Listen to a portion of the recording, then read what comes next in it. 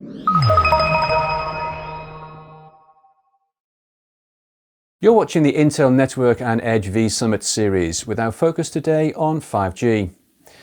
Working together to deploy new radio access network technologies is vital to deliver on the promise of 5G. So, how is the ecosystem coming together to collectively address the challenges of deploying 5G RAN and offer new services to consumers and businesses? Well, joining me now are Cristina Rodriguez, who is Vice President, Data Center Group and General Manager, Wireless Access Network Division at Intel, Mike Kondratiuk, Director of RAN Planning at Verizon, and Claus Pedersen, who is Vice President, Telco Sales at Hewlett Packard Enterprise. Hello everybody, thanks for joining us on the program.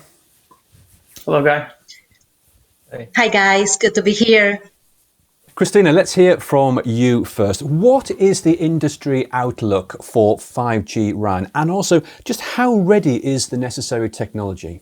Well, we are certainly living very exciting times in the RAN space.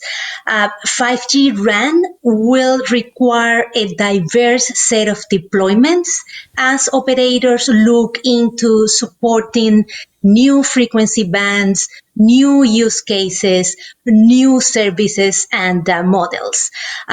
So Intel is working very closely with our customers, operators, teams, the entire ecosystem to support, to enable RAN development and bringing really everybody together. We are especially encouraged by the momentum that the virtualization of the RAN is gaining. I have talked before about the need for transforming the network and to bring innovation found in the cloud that will make the RAN network more agile, more flexible. And we're seeing that really gaining a tremendous momentum. Pretty much every major operator has stated their desire to develop virtualized networks in the next few years. We're seeing happening right now either field trials, but also commercial deployments happening around the world. And we see it from greenfields operators, and we see it from brownfield operators such as Verizon. So very encouraging, very exciting as we bring that technology in. Intel, we believe we have a unmatched IP portfolio, networking portfolio that includes leading performance per watt CPU that has the right balance of cores and frequency and thermals, that together with our FPGA and custom and the AC capabilities and Ethernet switches and memories and just really a complete portfolio of devices and IP, plus the software that we provide, the one that we provide, but also the one that we enable together with the ecosystem, including our FlexRAN software that provides a reference code for the entire layer 1 workload running on Xeon. When you look at all that, yes, I answering your question. The technology is there. The technology is ready.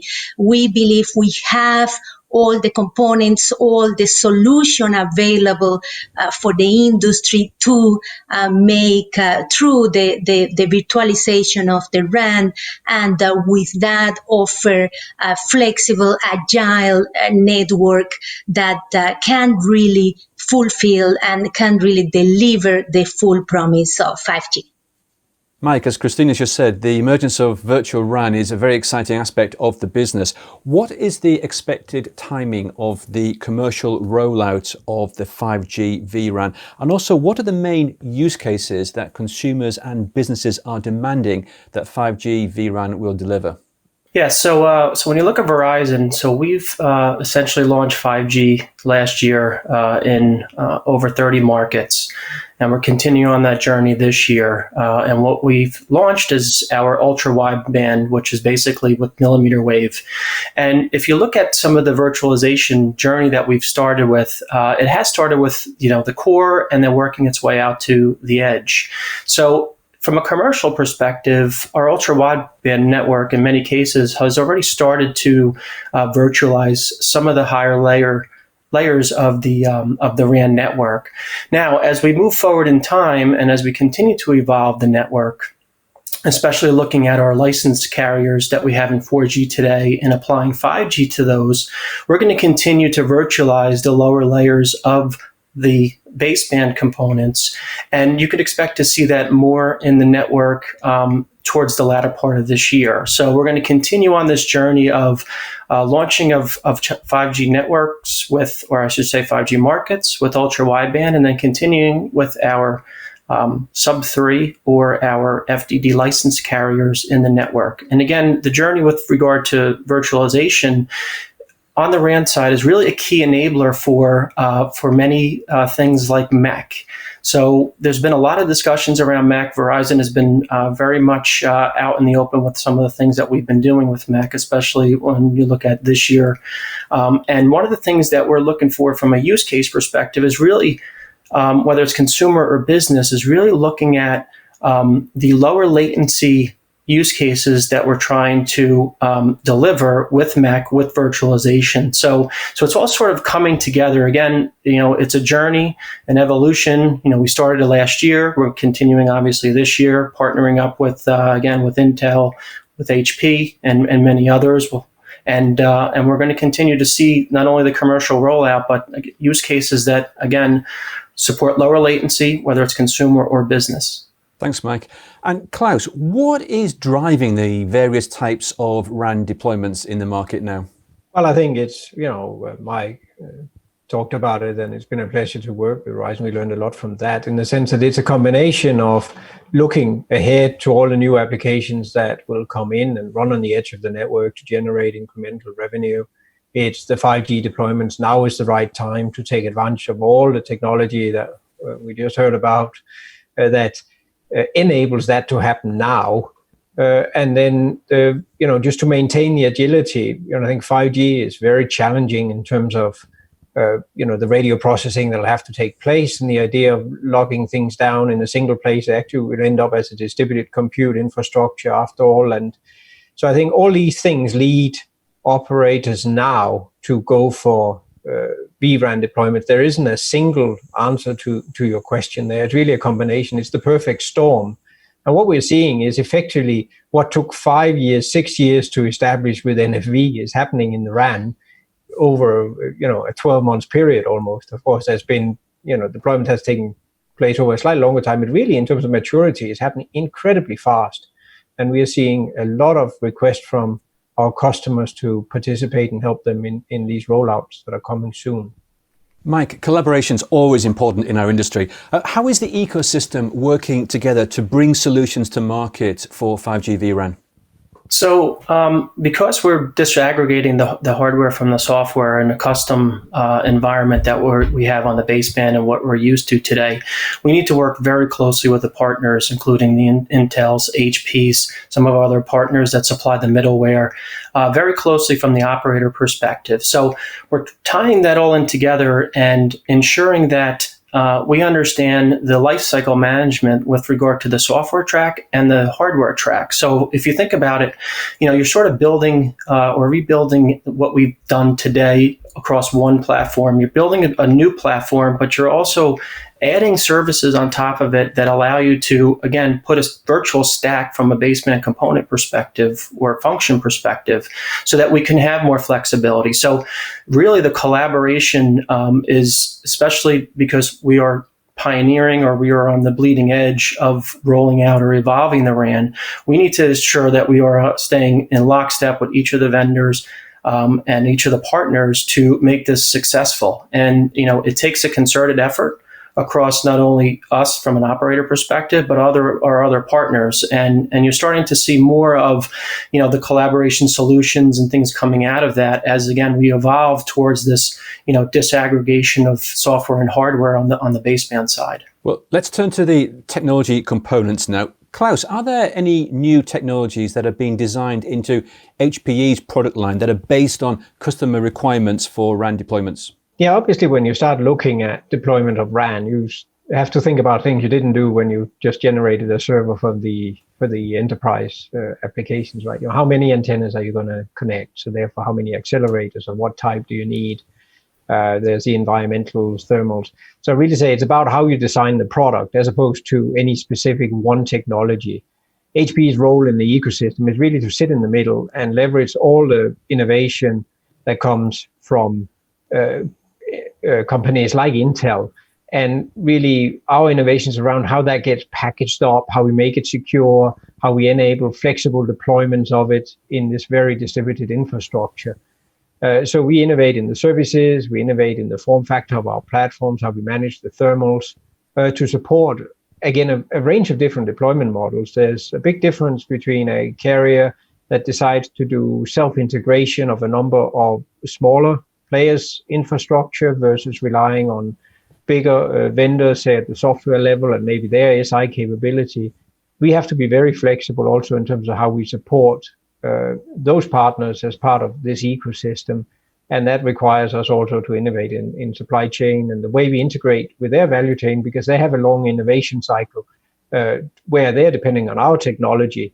So we're also innovating in the way we make early technology available to partners so that they can serve customers and get new innovation fast to market, because that's what drives the 5G deployment right now. It's really time constraints in many ways. Cristina, with all this new technology being offered to design the new types of RAN configurations, how can the architecture utilize support future workloads? Well, that's a very good and important question, because the network that we're building today needs to be able to handle the workloads and the requirements of today and tomorrow.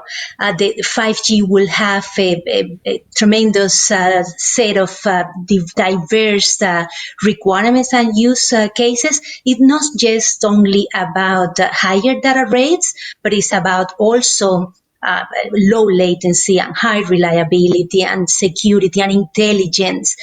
So it really has to cover all of those highly demand requirements. And that's why it's so important that that we build a cloud native platforms that can create this virtualized infrastructure that can be leveraged for multiple use cases, multiple applications, multiple users. When you have this kind of platform, native cloud platforms or cloud native platforms, you really can tap in almost infinite amount of computer power, computer resources that can be accessible to the entire network, and by doing that, benefit with the throughput, but also the low latency and the reliability and the intelligence. So having that kind of infrastructure is very, very important. And the other aspect of it, and Mike mentioned that, and Claus too, is tied to this is the build out of the edge, right? By bringing that compute power closer to the user, we make possible that low latency, but we also make possible that we have a common platform, a common architecture from the core to the edge to the far edge. It's all about what we're talking about here is to have a foundation, to have a network architecture that is capable, again, going back to the beginning of the question, to handle the workloads of today and of tomorrow. A question I'd like to ask all of you, and Mike, I'm going to start with you. What do you see as some of the future challenges moving forward with the 5G RAN market and deployments? Sure. So as I mentioned earlier, with regard to disaggregation of the software hardware from a custom solution or product that's available today to this virtual and going with more of a common hardware platform, you have to look at it from the standpoint of, again, as I mentioned earlier, the life cycle management of it, understanding, where the software track is, where the middleware track is, also the hardware track. And what Cristina had mentioned is, the various workloads that we're going to be placing on the hardware, how do we ensure that we're keeping pace with regard to those workloads that we expect. There's the operational aspect of it. So there's certainly, when you look at the operational piece and you start to look at it from a different type layers or multiple layers, you need to ensure that there's a simplicity involved with regard to being able to maintain the network, both from, again, the hardware track and also the software track. So those are some of the challenges that we're working on now. And again, back to my point earlier, partnering up and making sure that we open up and are transparent with the partners to come up with the solutions is very much important to the success of the program. The other aspect that comes to mind with regard to some of the challenges is, as we start to deploy more of these solutions in the network, we need to ensure that orchestration is there.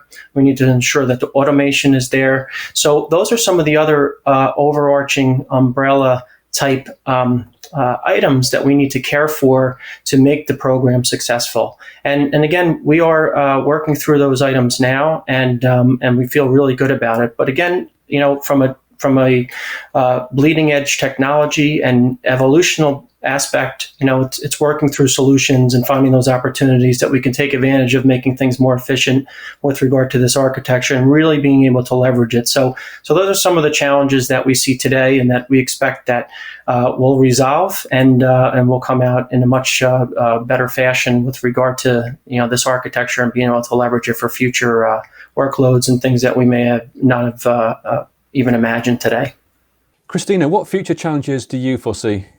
Look, this is a new technology, it's a new architecture. Although we have been working on it for many years, if you count all the experience and learnings that we had, even when we went through the transformation at the core. So we have the technology, we have the foundation of the learnings from the core transformation. We have all the experience of the operators and teams and ecosystem and of course, as Verizon and HP, as Mike and Claus. I go back to what Mike said and totally agree with him. This does require collaboration. We need to pay attention of that. We need to be bringing the ecosystem, working together. This is an industry effort. I would think we're going to have a lot of learnings in the next few months. And as everything gets more and more mature. But again, the technology is ready, the industry is ready, and I'm looking forward to seeing the deployment in the near future. And Claus, what future challenges do we need to face next? I wish the challenges were all in the future. I think they're very much here now. The solutions, well, some of them will have to learn from what we do as leading companies like Verizon actually deploy vRAN. I think some of the things we need to look at and really understand better is security. Every vRAN node is becoming a access point for attacks as well as for radio processing. So that is a big challenge for the industry. HP Enterprises for some time led that in the enterprise data space, and now we are bringing that to the edge of the network and to vRAN as well. Silicon root of trust, those types of technologies. I also think that in terms of the whole manageability and life cycle of the network overall, obviously we want to create consistency from the edge of the network into the core, and not just for the applications to be able to move around as need be and as you deploy, but also so that it can be managed efficiently to the same level almost as a tier 1 data center today. And this is an infrastructure that's distributed, heterogeneous, multi-vendor. So it's a big task and a place where only standards and common models for how we do this can actually move the industry forward. And we won't learn all the problems until we really get going. Mike, you've already mentioned the importance of collaboration. What would you ask of the ecosystem to make RAN deployments easier and quicker for you? Sure. I mean, I would say, essentially, it's a continuation of the partnership and continuation of the learnings that can be shared. Cristina mentioned earlier on the vRAN program that they have and that reference architecture. So taking advantage of that across the infrastructure vendors certainly allows for that innovation and that product to come to market or materialize faster. So I think it's a whole host of things, but I think the key is again being transparent. Working the issues that are there. Certainly, Claus brings up the security piece, which is certainly something that's on top of everyone's mind these days. So, but I think it's about sharing what information we can, continuing to partner up as closely as we can, and just finding solutions for the problems that we are facing. Claus, let me ask the same question to you. What would you ask of the ecosystem to speed up the deployment of RAN and make things easier? I think one of the things we need to look at is, as a lot of the value that with virtual RAN comes from disaggregation and creating the freedom to innovate at different layers of the stack, somewhat independent, and still bring it together in a solution that gives the best time to market for innovation, the best cost, the most agility for the carriers. But that also requires us to settle a little more on, what is the units of disaggregation? Where does it make sense do you disaggregate at the component level? Do you disaggregate more at the infrastructure level? How do you think about system integration from third parties relative to the actual application vendor doing the system integration? I think the industry is still to learn what is the most cost-effective model for that as we move forward. We see greenfield operators disaggregating almost to the component level and using more of an OCP model for their server infrastructure, where it almost built to spec. That implies risk. And is that the most efficient model, or is it more efficient of using, getting a whole, fully integrated, fully serviceable server from an enterprise company like Hewlett Packard Enterprise or our competitors? The jury is still out on that, where we should land. And I think that's a very interesting thing to work together to really bring the most value forward, because we're all in this together at the end of the day to enable 5G. Cristina, we're going to leave you with a final comment. What would be your message to the ecosystem? Well, look, again, right, we have the technology available. We are here to work together and collaborate with our customers and with the entire ecosystem and industry. I am very glad to hear Mike and Verizon intentions. I think we're going to learn a lot from their efforts and their leadership in the area. As he mentioned, we have our vRAN architecture that we are very confident on it. We believe very much in the future and the roadmap and the plans that we have ahead.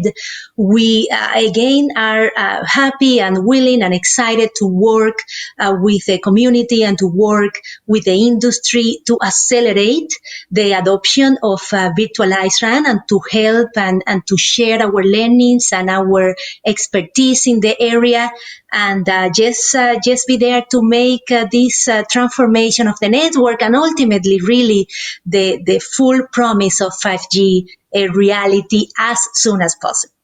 Absolutely. Cristina, Claus and Mike, thank you all very much indeed. And don't forget, you can watch additional interviews and discussions on 5G as part of the Intel Network and Edge vSummit series. But for now, thank you very much for watching and goodbye.